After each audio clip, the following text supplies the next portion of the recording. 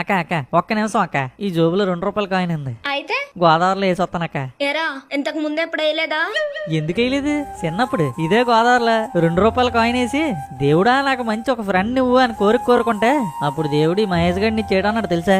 ఏటన్నాడు మామా? 2 రూపాయలకి ఎలాడోడో వస్తాడరా అన్నాడు.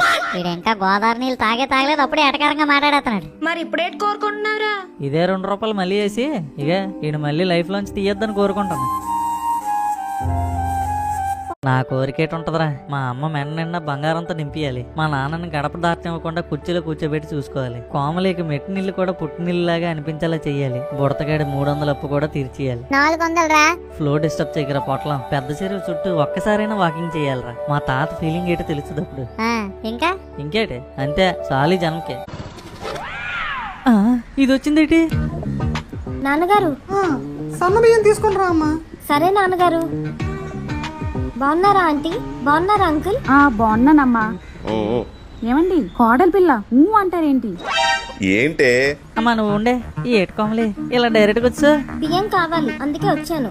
ఏం బియ్యం కావాలి? అంకుల్ సన్న బియ్యం మంచి బ్రాండ్ లో 25 కేజీల బ్యాగ్ ఇవ్వరా? కాటన్ బ్యాగేనమ్మా?